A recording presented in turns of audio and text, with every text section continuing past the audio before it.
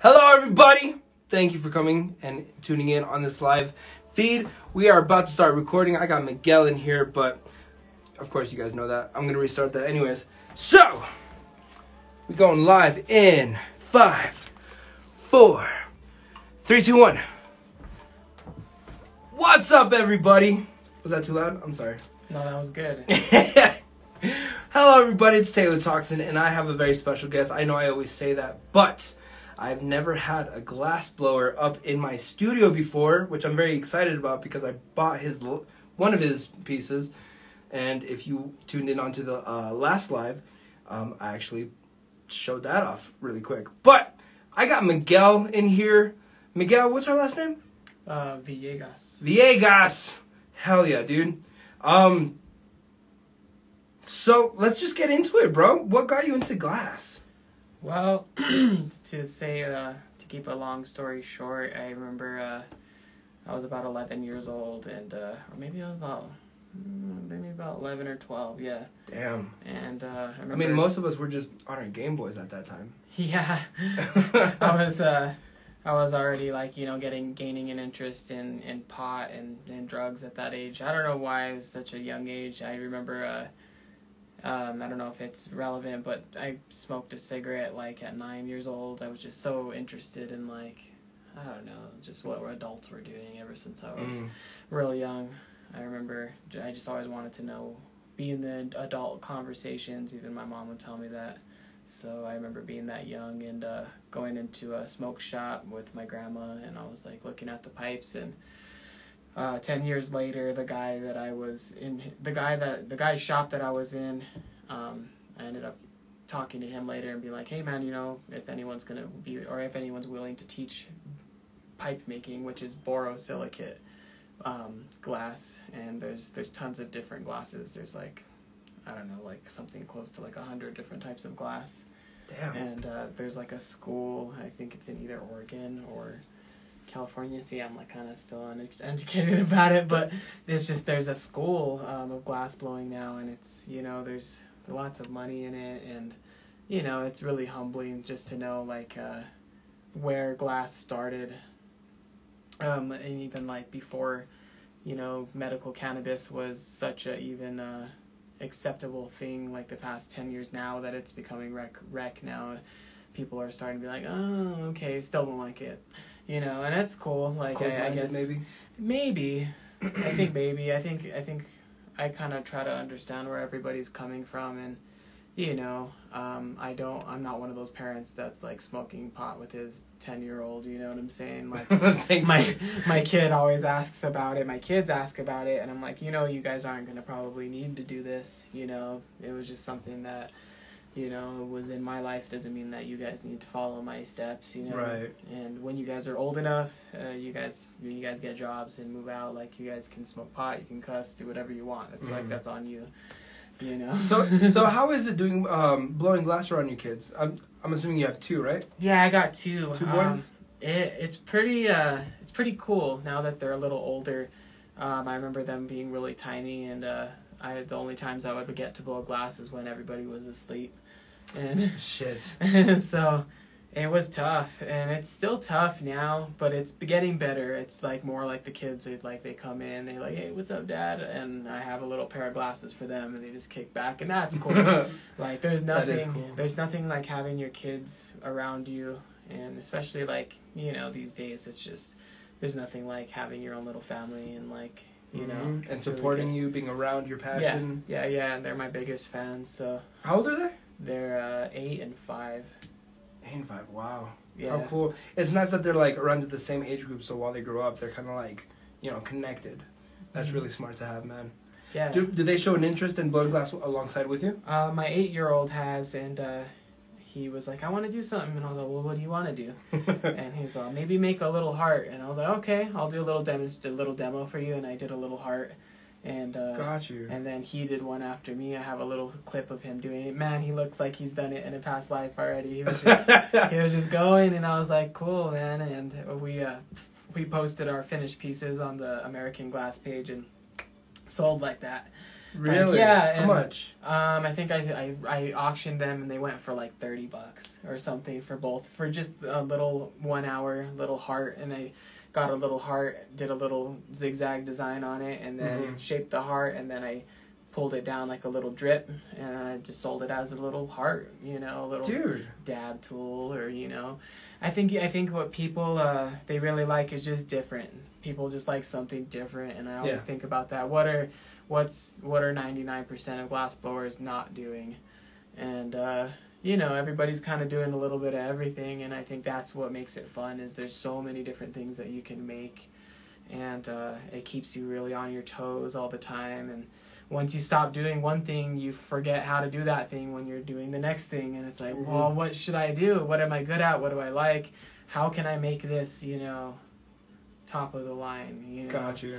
And I think that's I think that's why I like glass blowing, because it's hard. And you know, why do we do anything? Because it's hard. It's not easy. That's why we like. And it shows your personality. You know what I mean? Like a lot of the pieces that you have, they have this. I mean, from what I've seen, they all have kind of like the same. Well, not the same, but they have this touch that you have. And as soon as I know it's you, it's like, oh, I'm not surprised. Cool. You know, which is like really dope. That's good to know that my stuff is unique. It really is, man. Cool. And I can't wait, because I saw that shot glass, and I'm assuming it's for it's more for what is it, the Q-tips for when you're taking dabs, right? Well, I would say no. This will definitely fit a shot in it. That's gorgeous. By the way, everybody who is listening on the podcast right now, feel free to go to Instagram, Taylor_Toxin, so you can see a couple of the pieces that Miguel is showing right now. And again, all the glass pieces that he will be showing are fully original from him. And, you know, talking about that, because I definitely want to be showing them off soon. Do you have any pieces that you've collaborated with other people on? Or are they mostly all, you know, just products of yourself? The only thing I've done as far as a collab was this last winter. I was working with Sean Spinato, and shout out to you, Sean. Yeah, shout out Sean. He's been doing this stuff for probably 20 years plus, and he actually found me on American Glass page chucking my pipe down the street like 20 times or something. He's like, yeah, man, you got something down. He's all, just keep practicing, you know. And that's what it really takes, is somebody to just really just believe in you and you know, give you some credit where it's deserved. Obviously, you're an artist. You're trying to get some attention on your work, you know. It's rough out there. It's not easy trying to put yourself out there and having people know that, you know, I'm known for doing this. Like, you know, check what's up. Yeah. And actually, other than glass, I know you're an artist. We got into that before we started going live. But before we get into that, I really want to ask you, like, you know, because the what is that, orientation or... Well, the origin? The origin of this show is local, you know what I mean? Yeah. So were you born in here in New Mexico, or were you born somewhere else and you came? I was born and raised Santa Fe. Okay, cool. Like the south side of Santa Fe. I really love Santa Fe, man. I've been a little bit all over New Mexico and a little around the country a little bit, you know. I've been like East Coast, West Coast. I love the beach. I love Texas a little bit. You know, my grandma lives out there, but she's not digging it anymore. She wants to come back to New Mexico. And I've been around, and whenever I go out of the state, I just see the way it is. Arizona, you know, California, Nevada, and I just love New Mexico, man. Like, there's just something about, you know, Santa Fe and I mean, it's peaceful. Yeah. Not a lot of drama happens here, thankfully. Yeah, it just depends where you are, I guess. True. The best thing is just to go out to the mountains. The Santa Fe is a good place for a loner. There's just so much beautiful sights out there. I second that. It's really foresty. The higher up you get in Santa Fe, the elevation's so high. Just, we have so much to offer out here. I mean, Colorado's probably my second. Second place that I would live. Yeah, it's so beautiful out there, man. I mean, I see you owning a house out there and then owning a house here, so you can, like, I need to get out of Santa Fe for a little bit. Just go to the other house. A cabin or something out in Colorado, Colorado, dude. Just something, you know. Yeah. You never know, dude. Honestly, I can see this one day, you know, selling out and people are going to be in demand. Yeah. So, talking about your glass, though, what is the first piece that you worked on? Do you remember that? Because I know you said that you started when you were 12, and then you started getting a mentor when you were 20? Yeah, 21? I started getting a mentor. I didn't really start until I got the mentor. Like, I had no idea where to start. No idea where to start. Before I started actually blowing glass, I was buying glass. I was shopping online and, you know, trying to figure out, you know, what people were doing at the time. I knew there was some good smoke shops around town, like Red House, Concrete Jungle. Yeah. You know, those are the staples. Definitely all the staples, and they're just such good people, good business people. You know, they've been doing it for so long, and you know, I have to kind of throw on my little website. Well, this is what I'm doing. You know, it's rough being, you know, starting out glassblower, so I'm kind of doing this, selling some glass. I used to hit the Albuquerque flea market for a long time, and that was fun. That was really a lot of fun. A lot of diverse people, so different people always coming in, checking it out. I can see that. Especially like around tax season, like people would just flock, and they just like, they're like, wow, this guy's not really selling it for much. He was just like one little markup, and it was just, that's it. I feel that. Yeah. So, you know, talking about that, crap. I just had a question, and I already lost it. What the hell? Do you remember the first piece that you did? Yeah, I took a 3-month internship with Anthony Nappy, and he owned Nappy Glass in Santa Fe. I think he had a shop open for about 5, almost 8 years or 10 years or something like that. It was open for a while, and he blew glass out of there, and he sold his glass, and I think he was doing some tattoos, piercings. He's doing it all. Got you. I think he pierced my tongue at one point when I was like 16 or something. You still have it pierced? No, I don't. Damn. I think it wasn't comfortable in my mouth, man. And then just the metal barbells, they're disastrous to your mouth. Really? Yeah, I think I bit on it, like it crunched it down on my tongue piercing a few times, and I was like, fuck this shit. I've been debating on getting mine, to be completely honest. I've been wanting one. And it's not even for you, it's kind of more for like your partner. Yeah. But even then, it's like, are you sure you want to? Because there, supposedly from, you know, what I've heard from you is that there are consequences to doing that, unfortunately. Your teeth, you can't. Yeah, metal's not good to have around your teeth, apparently. So. Yeah, no, I'm not surprised at all. Do you know how many pieces you've created throughout the time? I mean, because you started when you were 20. How old are you now? Gonna be 28. So I was 21 when I started, like about 21. So I've been doing it about, I would say, a good 6 or 7 years. Got you. But just the startup to actually get going, that was probably the longest time it took. Mm-hmm. I think I was actually like just working on like a pipe, you know, that first 3 months to 6 months. I didn't have any of my equipment when I started. I had to, you know, have like... How much is equipment, by the way? Because I assume that it's not cheap. And it takes a lot of time. You can go a cheap route, but then you notice when you go like a cheap torch, it's not going to last very long. Got you. They just start doing funny things, like your flame starts getting all, you know, bushy and harsh. And you want it to be sharp and straight? You want it to be sharp and straight, but you also want it to be really fluffy at the same time. You don't want it to be... You know, you want it to have a wide range of oxygen. Got you. I mean, from the videos that I've seen, you know, it looks like great technology that you have. Yeah. But then again, I can't really tell.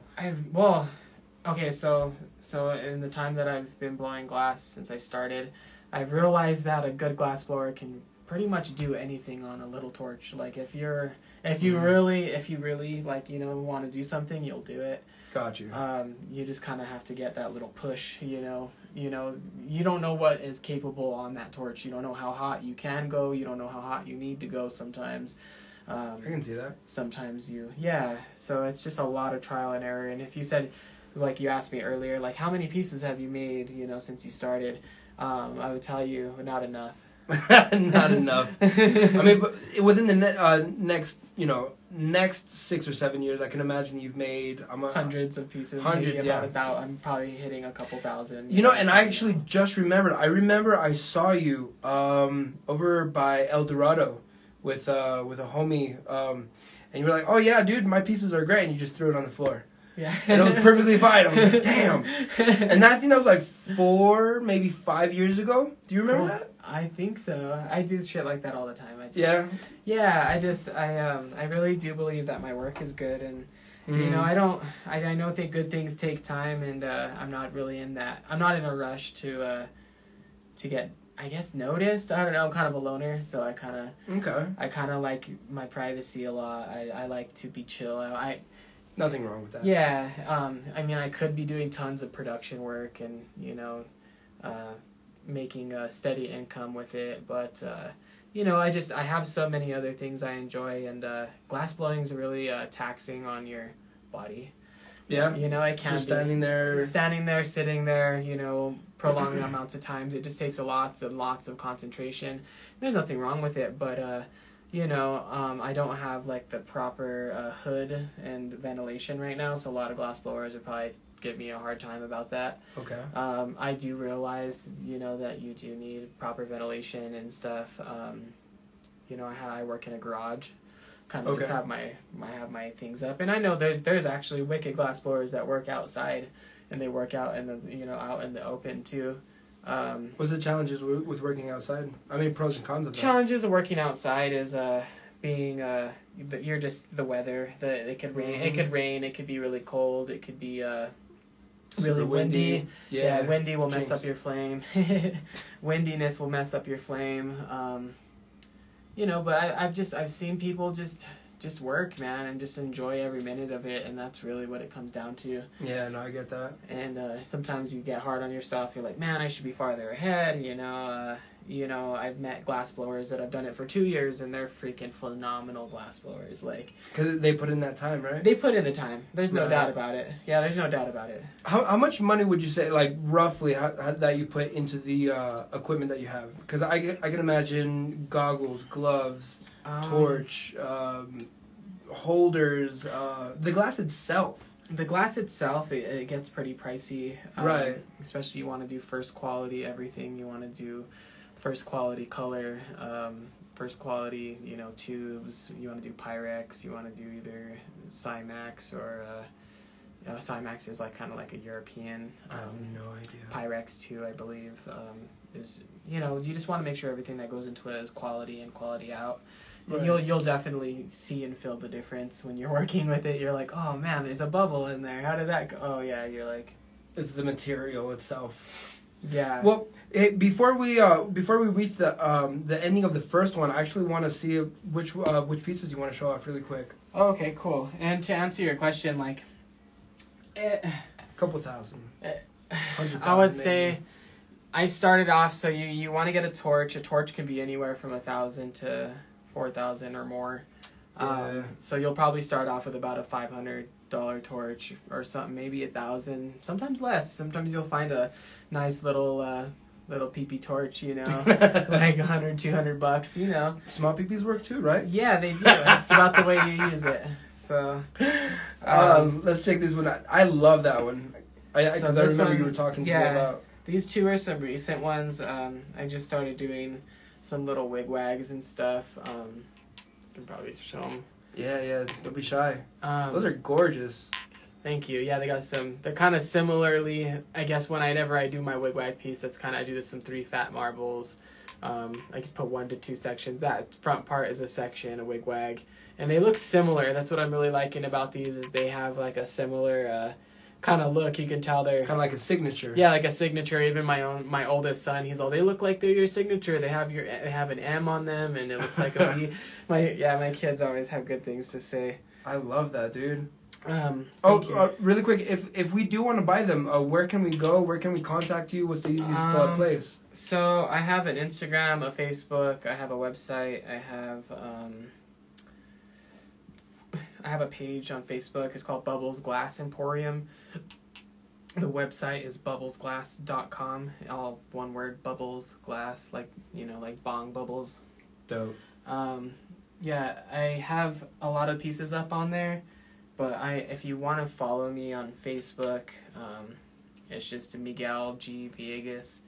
I think we're gonna have to do a little link somehow. No, but yeah, you can directly contact me. I love talking to people about glass and stuff. Because I know there's a lot of stoners out there that hopefully will appreciate some actually local blown glass right here. Gorgeous pieces too. Roughly, how long does it take you to? I mean, how long does it take you to make these right here? They have so in your hand? these things right here, they're little fumed nectar, nectar dabbers. Those look nice in the light. They look really nice in the light. I bend them, so a lot of people like to take the oil hit, and it never travels up because a lot of people have problems with having stuff like that. Hot oil can drip down, it can injure somebody. So that's kind of a little problem I took care of for the smoke shops and stuff. People really like that stuff. They're gorgeous. You have like 1, 2, 3, 4 of those same ones. That's dope. I try to make a bunch of them because they are quicker pieces. I'd say they take about 10-20 minutes at the most. Let's show off one more before we gotta cut this one off. Part 1. We'll be back with part 2. Cool. And because it's Christmas time, I love these. As soon as I saw those, I was like, yo, those gotta be ill. So check these out. These are actually the tops for the ornaments. Are pretty difficult to find, but to find nice ones anyway. But these ones definitely are nice. And really cool. And I'm working on these little zigzag patterns, which are pretty cool. They're not wig-wags or anything, but a lot of glassblowers would rather just do line work and wig-wags, and that's cool too. But I like these designs too because they're different. I haven't seen anything like these either. No, neither have I. So, and that blue one, that's cool. My goodness. And then this necklace. Oh, okay, yeah. That's ill. I remember I was talking to you about the designs that you get. That's gorgeous. So those are some Dichro images. That's a Om symbol. It's a Middle Eastern meditation symbol. Then I got a nice little spherical opal in there. Hit it with some silver, and it's got sonic blue accents. And then I got some really nice adventuring green and amber purple beads.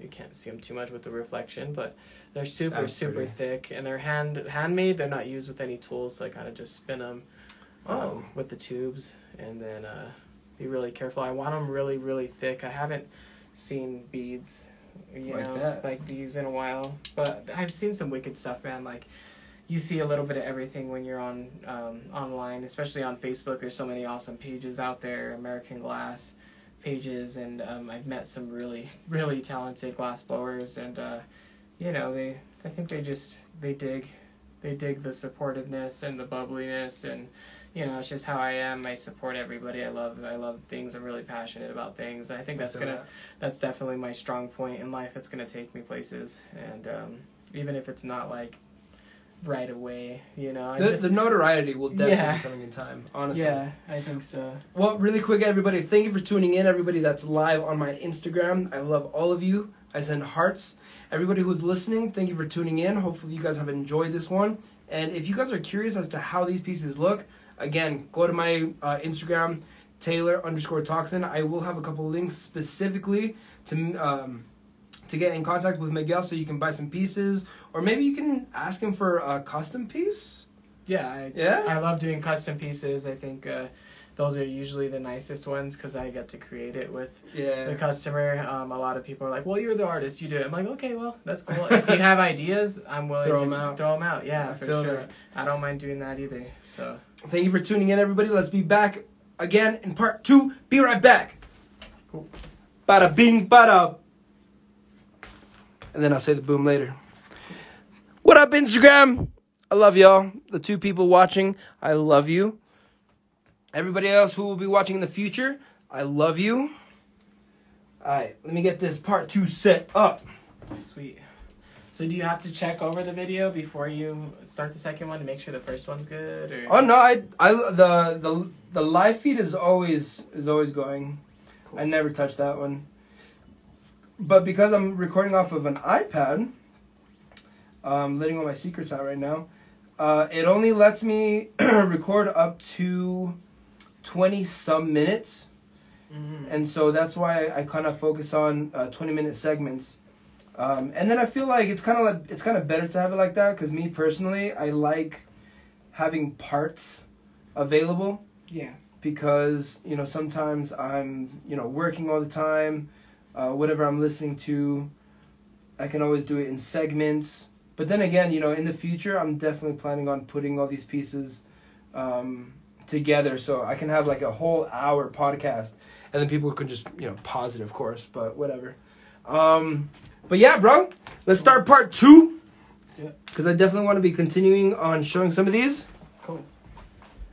Boom was what I was supposed to say, because at the ending of the first recording I said bada bing, but whatever. Anyways, we are back, and I definitely want to get into more of some of these pieces because I know you were saying some custom pieces. How many custom pieces have you made for people, by the way? I'd say a good handful so far. Okay. And, I've been pretty happy with them, and my customers have been pretty happy with them. I would say about 3 years ago, I was blowing glass out of my homie's shed, and I've blown glass in a couple of homies' sheds in my life, probably like around, I think I was like 23, 24. Just been doing it a couple of years, and I would say I've done it full time for about a good 3 years now. So it's kind of like a main method of income for you? Or is it more of a... I wouldn't say. Sometimes it is, sometimes it isn't. It can be and it can't be. I guess it just really depends on how hard you're willing to work. I mean, I've been around, and you're trying to compete with everybody. You're trying to compete with China. You're trying to, and you just kind of have to like draw the line and be like, hey, I really probably can't compete with those prices, but I could definitely push a quality, that I know that I'm putting into it, and that's really where it comes down to, and people do see that quality, and I'm sure all the custom pieces that I have done are still, still around. Still being used? Yeah, I'm pretty damn sure they're being used. Because I remember, back when I was a stoner, no offense to the stoners, I got this bowl that you put into the bong, and it was a custom piece. I'd never met the guy, but I cherish it because I know that this guy put time into it. He put specific colors and made the design a specific way, and that's what really like connects with some people, you know what I mean? Yeah. That marble that I got from you, I'm like, if you touch it, just fucking be careful, because if you throw it, if you chip it, I will kick your ass. Seriously. But really quick, with all the glass that you have on the table, what are the different materials that you've been working with? Because I know you said that there's over 100 different materials that you can be using. What have you worked with? What was the hardest? What was the easiest? What are you more comfortable using?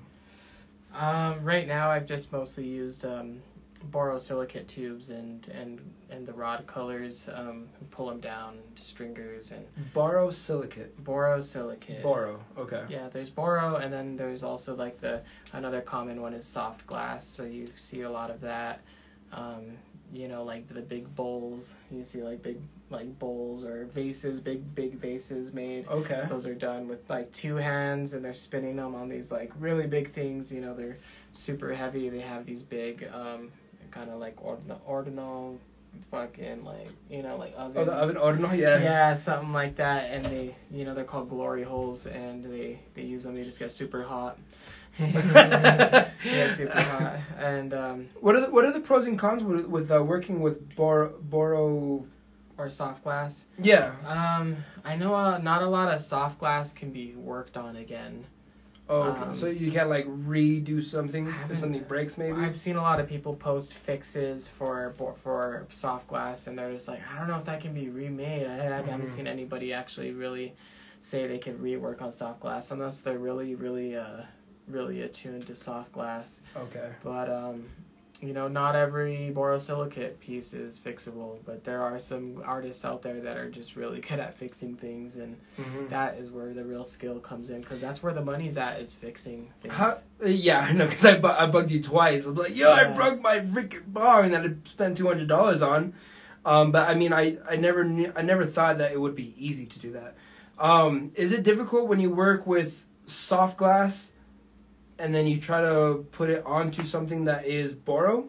That will definitely not work. Okay. Because the two don't mix very well? There's just a coefficiency with the amount of silica in the glass. Okay. It makes it expand at different rates, and it'll just pop on you. whatever. If you try to mix them together, yeah, it'll cool down and it'll just poof, just shatter into a bunch of pieces. Really? Yeah. Sometimes some glass is really shocky. So like if you put one type of glass, so even boro on top of another glass, it can shock really easily and it'll just shatter. I've had that happen to me before. Is shock when like, I don't know, in my head I think of like when it vibrates at a certain frequency and then the other glass can't handle it, or what is shock? Because I don't know glass. It's mostly like a thermal annealing thing. You want to make sure that everything is annealed properly, but I think once I've had that experience of arting something up, like a green, let's say like a opaque, like a lime green tube, and I threw silver on it, and I'm just like kind of just going at it with designs and stuff like that, and then I put it to the flame and it just shatters. Can you reuse that material if it breaks? Sometimes you have to be really creative if you break something and you can turn it into something. I've seen a lot of broken pipes turn into pendants. That's pretty cool. You could reuse things. That's fun when you can just turn something into something. And I've also heard glassblowers tell me you just got to know when to let it go. And I don't know. Just let it die. That's up to you. I guess that's up to you really. But it does get expensive, and that's the thing. The gas, the oxygen, the fuel, and the oxygen is the most expensive. Gotcha. You'll probably spend thousands and thousands on that a year. The glass can get to thousands and thousands a year. And hopefully that comes back to you through selling and whatnot. Yeah, and when you're actually selling in this business, you realize that you're not gonna get that $20 an hour. You might not get that $15 an hour. You might just break even. And that's just how it is. Like people, I talk to people about it a lot, and they're like, why would you do something unless it's paying? Blah blah blah. It doesn't make no sense. Yeah, it's like I do love it. Yeah, I'd probably rather do it for free anyway. And that's how it is. That's really how it is when it comes down to it. Like, how much do you love it? And you sit there and you have a breakdown once a month. You don't know how you're gonna pay your bills. You don't know what's gonna keep you relevant. You don't know. Yeah, so I know what you mean. You kind of just have to do that self-care and just figure it out and meditate. Read your whatever. Your options are, yeah. I feel that. Do it, man. So talking about loving your pieces though, because we've already seen a couple of your dab rigs, the pipes that you have, the necklace that you showed off, and the ornaments. What are some other things that you can show us really quick? Because I know that you have a couple of other necklaces. You have that. What I think it's a shot glass, but it's actually for multiple uses, which I love. By the way, before somebody else buys it, how much is that? Because I want it. What, this one? No, god damn you light. Ugh, I will kill you. I'm not gonna kill you because I need it. This light always gives me problems, but thankfully we have the LED. Which one? That red one, the red shot or. Oh, okay. The little cup. So this one's like a really thick shot glass. So it is a shot glass. So I do the body of it, and it's an inside out color. It's like a purplish amber. And then I have a little glitter marble on it. I noticed, that's gorgeous. On the bottom, I add extra glass, so it just gives it that thick shot glassy look bottom. And it takes like about an hour and a half, sometimes even longer. Every piece that I work on is, it takes about a good, if it looks decent, thick, it's a nice, thick, large piece. It's like an hour and a half, or longer. You could spend 3 hours on a piece. You could spend freaking 4 or 5 hours on a bubbler, on a bong. Sometimes bongs take 10 hours, sometimes they take, and then it shatters on the floor. And, you're out $500 for the week, and you have to figure that out. Do you have any bongs or bubblers that you can show us? Any bongs with me? No, I don't really carry those on me, just because, like, they can be fragile, sometimes. Got you. You mind if I see that necklace that you put down? Because I love that design. That's gorgeous. So it's an upside down pentagram, and it has some little horns on it. That is sick. And I really had fun making that. And sometimes those images are hard to work with, just because you can't really distort the image, and it distorts very easily. So you have to be really really mindful about how fast and how patient you are with working with this kind of stuff. And you mean distort, like it changes the image of it? It'll change the lines? You could easily burn all that glitter off, or you know, it just will distort the image, and it'll just look all funky in there, and you know, it all becomes liquid, and you have to be really focused. And that's a pain. You know, a lot of glass blowers smoke mad weed, and I see people just blazing. I learned when I first learned, I was getting mad high, and I was like, why is this so hard? Then now you know, it's like, oh yeah, I can't be getting that high. You know? Not anymore. Yeah. What about the other one that has the Q-tips and that little blue one with the rivets in it? I think that's really dope. The Q-tip one. So this is a UV piece. It's got some Q-tips in there, of course, and it's just really super thick. These are like 4 or 5 millimeters thick. You can see it like. It's very pretty. It's UV glass, so there's actually a lot of different glass in here. There's like a purple section, then it has a double amber purple, and then on the bottom there's some marble work there too. And then it comes to the left here, there's a blue atomic stardust mixed with like another type of UV. So it shines really good. Marbles on there, they shine under the UV. And it's just really thick. Like the size of it, it may be small, but there's just so much work in it, and I feel that. And I'm glad I haven't sold it, just because like I put like 2.5 hours into it. It's like ridiculous, and you know, it's for what it's worth. I would say it's at least like a $60 to $80 little shot, like a little Q-tip jar. You know, I definitely see that. But you know, you just hold on to pieces. You make nice stuff, and that blue one. I got this like blue little it's like a little dab dish, or like a little dab dish, or it has the little. Oh, I see. Okay. It looks kind of like an ashtray the way I do that little lip part, and I do that a lot recently. I have a lot of put like a joint in there, maybe. Yeah, you can put a joint in there. One thing that I've been liking to do is that's clear. I love that. Steam rollers, and that's a little tie-dye design that I have. There's just so much color in there. And very beautiful. Look at that. There's so many different colors. It just has that rainbow look to it, and it was a lot of fun to make. The color pulling, so the pipe took, I would say, about an hour and a half, but the color pulling alone took hours. And I would try to do a piece like that for like $80 or something. I can't sell certain pieces. Like, I can't really sit there and explain to people and why I don't want to sell it. I mean, because then you're gonna look at it and be like, I understand. Yeah. Like, you can't fucking hate, man. Yeah. Also, by the way, I don't know if I already said this. For everybody who is listening on my podcast, thank you. If you are curious about looking at these pieces, feel free to go to Instagram, Taylor_Toxin. Look at these pieces that we are showing off, and I will have a link specifically connected to Miguel so that you can be talking to him. And if you mention this video, you automatically will get like about 10% off. If you're a medical patient, you buy lots of glass, or you like American art, I do loyal discounts too, and you can't hate that. You can't hate, yeah, for sure. And you gotta love it, because right now he's not gonna be selling it for that much. Imagine 10 years down the road when his name is out there, bro. Oh my god, I can't wait for that. Seriously. Definitely. Me too.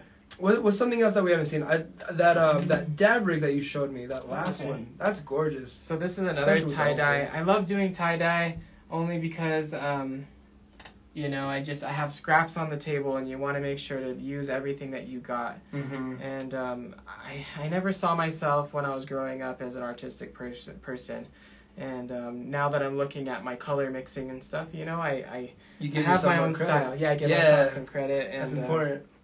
So that's another thick, let's see if I can get that from, okay, yeah, so it's another thick piece, and there's like yellows, there's blacks, blues, pinks, it just keeps going into like these color fades. I like those blops that you have right there at the head. The front blops, yeah. That was 3 sticks of colors all just, put together and just blah, blah, blah, and sick.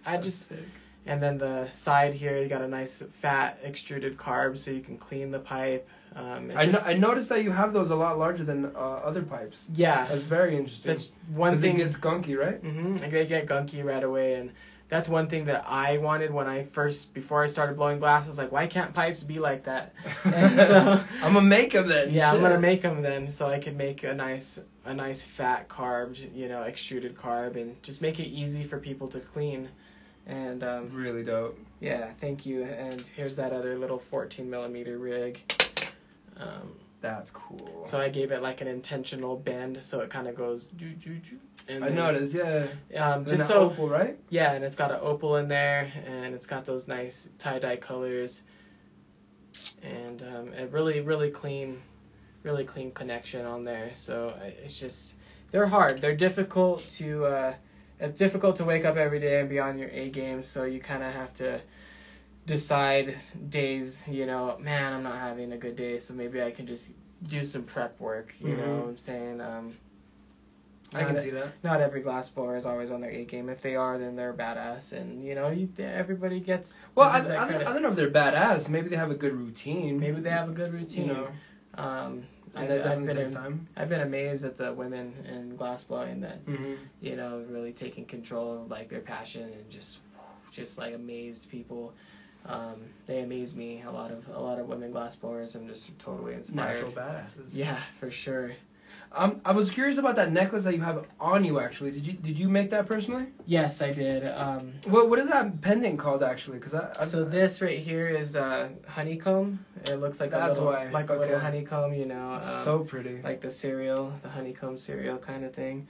And then I put some drips on it. This color actually is called Purple Rain, and it was pulled by my teacher. Purple Rain. And he gave me some color, and I was thinking, cool. what am I going to do with it? And I recreated a piece that he had made for me when I first started. And it came out exactly like the way he made it, and I was really proud of it, and I can't sell it. I really can't. It's very beautiful. Thank you. I love purple. I use a lot of purple, and there's just some little mushroom implosions that came out pretty sweet. And then the connector is the glass itself. How does that work? This connector part? Yeah. So it's another pendant. It's a little implosion, and I just weave it into the end, and it goes right in between those loops, and it's like a bead, but it's just like that's cool. 4 pendants all in one. And it's just it's all made by me, and I would sell something like this for like $250. Yeah, I was gonna say, because that's amazing. What about the rope? The rope, it's hemp cord. And my mom actually taught me how to do it, and she was taught by a dying dialysis patient. And wow. I don't know where they learned it from, but I haven't seen a lot of people do any of this. So it is pretty cool. I've had people come at me, hey, can you weave up my pendants? How much do you charge? I know this one guy that was doing it, but he's not doing it no more. And I'm like, that's cool. At least I know that. Because I was under the assumption that you had somebody else do the rope and then you added the pendants, but you doing them all by yourself, that adds even more like amazement to it, honestly. Yeah, I gotta get for my next thing I need to buy is like these little turning tables for your glass, so you can do little videos and it just turns on a little display. I need to get one of those, and also like some little just some little necklace holders and stuff, just to like take pictures with. There's always these little things that, with glass blowing, there's always a different tool, a new tool, or something that can improve your efficiency, something that can help you along your way to be more efficient, to work smarter and not harder. And, I'm at this point right now where I am doing nice pieces, but they are just taking so much time and effort, and I haven't really reached over that plateau yet to where I could buy all my tools and pay the rent and do all these things. And it's cool though, because I could just sit there and learn. So when that time does come, then it's over. You know what I'm saying? No, I know. It kind of just passes by, and you're like, what did I do with my time the whole time? time, I mean, as long as you're enjoying life every day, that's great. And besides all me, all talking about me and my craft, like there's a lot going on around us every day, and one thing that hovers on my mind a lot is what humans are willing to do for success, and it can get a little selfish sometimes, and it can get a little that's what it needs to be. Time consuming. Yeah, I guess it's a little different when you have like small children and stuff. You gotta support. I totally see that. But I think the sacrifices that you do make, of course, it's all worth it. And no matter how long it takes, as long as you're proud of yourself and whatever you do, I think that's all that really matters. I totally see that. Yeah. Can we find your pieces at any store, or can we only get them through going to through you? You can find a lot of my work at the Dungeon in Santa Fe. Okay. Ken V. Hill, shout out to him. He is working at the Dungeon in Santa Fe, and he works with Cruz Valdez. I have a lot of my tattoo work from him. They're all amazing artists. They do tats there. It's just it's a good place for a lot of there's a lot of artists that work out of there. Mm-hmm. And they definitely support my work, and I support them. So I'm going to be going over there for some piercings and some tattoos as soon as possible, for sure. And usually, by the second half of the podcast, I usually ask about tattoos. And before we end part 2, actually, do you have any tattoos that are really a main favorite for you? Because I always have to ask. I have one of my main favorites was from Richard Vargas. He works at Evil Emporium in Albuquerque. Mm-hmm. He used to work here in Santa Fe. I remember when he first started, he was working at a little trailer off of one of the streets that I grew up on, off of Airport Road. And he did a big piece on my back. It's their wings. Kind of have like a whole back piece. Are you done yeah. To show it off? Yeah, for sure. Shit, yeah, stand right here, bro. Cool. Let's look at this. I mean, we're not gonna have a lot of time to be talking about tattoos, but I mean, I definitely want to show everybody. Damn, some dude. of the work that I have. That is ill. Look at that, dude. Holy shit. Let me move the mic. Get out of here, Mike. That is gorgeous. The detail in it is amazing. Yeah, he used 2 different types of needles, and I think one side is darker than the other. I think the right side is a little bit darker. I don't know if you notice, or one of them's like a little... I can tell the one on the right-hand side is slightly different. Slightly a little darker. But yeah, he used these crazy needles, and yeah, it took about 9.5 hours. It's amazing, bro. Thank you. Holy shit. So besides that, that artist, Richard, he did a little custom here. It's called SRH. It has to do with like a 90s Cottonmouth Kings group. It's like a indica sativa little design that he did. This is Cruz Valdez's work. Shout out, Cruz. Cruz is wicked, man. I've seen some of his new work. It's just phenomenal. I know, dude. I saw where he started out, and I know a lot of people who have his art. Cruz. It's incredible. I got in the chest. All this was live and learn. That was my first actual tat that I remember getting. The lotuses and all this. This is all Richard Vargas. What else do I got? Beautiful stuff. This one's also Calla Richard. Roses. This is a Hatchet Man, Dark Lotus cross. That's like my most recent one. I love it. Besides that, I just got the... And then show off that pendant in the back. That's sick, dude. The eyes, it's an Alice in Wonderland. Yeah. Crazy cat. My crazy cat. Holy shit, man. That's mostly what I got. Talking about showing off. Holy hell. Oh, you know... I haven't gotten a lot of new tattoos, but I'm happy with what I got, yeah. I feel that. Yo, so for all the ladies that have been looking at your tattoos, are we a single man or are we taken? I'm a single. Single man? Or are we looking, or are we kind of just like... I'm kind of just chilling, man. I mean, I'm not really the type to get in like a majorly serious relationship. I just got out of like a 10-year relationship, so... Oh, shit. I'm really into my family and like, my art and stuff, so...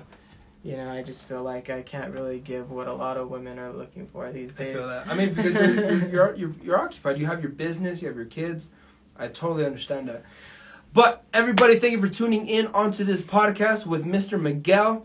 Again, where can we find you really quick? Because I know we have a Facebook, Instagram. So my Facebook is Bubbles Glass Emporium. Or you can also find me on Facebook, Miguel G. Miguel G. Villegas. That's Villegas.